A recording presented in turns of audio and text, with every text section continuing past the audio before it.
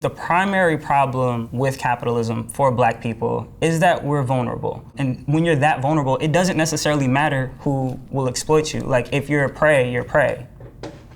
I'm Aaron Ross Coleman, and this is a word: why Black billionaires won't save us. I would define capitalism as a system, particularly here in the United States, that has been based on the extraction of value from labor for entrepreneurs. It's a very simple definition that if you look at slavery, you can see the labor value being extracted from slaves. If you look at Jim Crow, you can see that same kind of value being extracted from sharecroppers. And even if you look today, you can see that same kind of value being extracted in the kind of credit markets through predatory lending. So Black people's relationship to capitalism has largely been one of extraction through violent means. I think there's 5 Black billionaires in the United States. There are 40 million Black people here in the United States. The median Black household income is around about $40,000. If we're talking about Black economics or Black economic prosperity or Black wealth, it makes a lot more sense to talk about people who are much closer to the mean or the median than to focus on like extreme outliers like a Jay-Z. When you focus on the billionaire class, you end up crafting economic policies to try to compensate or reward the billionaire class. But that's a really inefficient way to stimulate the whole economy. Black businesses are really, really important. And I think that it's important to say that and acknowledge that. They serve a crucial role in neighborhoods. I think the fundamental problem with racial inequality in the United States is to really think about like the size of it, the shape of it, and how big it is. So right now, it's about a 10-to-1 gap between the median wealth for a Black family and the median wealth for a white family. So for every dime that a Black family has, a white family has $1. And you're not going to close that by buying Black. Those are good things to do, and there are really important cultural and political and all kinds of communal aspects and communal benefits that come out of supporting Black-owned businesses. But one of them is not closing the racial wealth gap, simply because the money is not there.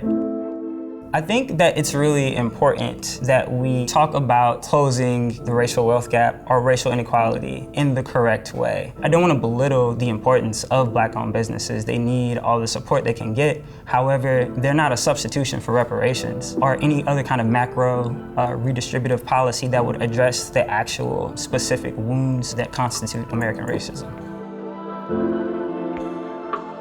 There was this idea, somehow because of segregated society, that there was more economic solidarity that created like a better kind of quality of living.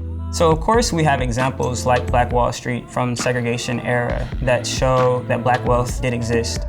Outliers have always existed, but when you're measuring the impact of an economic system or the success of an economic system, it's good to look at like what's the average or what's the median. And the median Black person during Jim Crow was not doing well. There is a long-going myth about the abilities of the Black dollar and what it can and can't accomplish. I think the way that the multi-trillion-dollar annual Black spending power gets discussed is really misleading. A lot of that money is really already dedicated to things like rent, to things like bills, to things that you don't really have an option to spend, and to the degree that you have a little bit of lateral movement, discretionary money, that's not enough to defeat 100 years of Jim Crow. It's not enough to compensate for 250 years of slavery.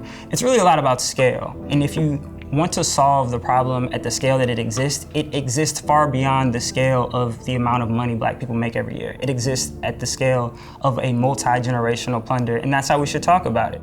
And I feel that somewhere this conviction will be found unconstitutional.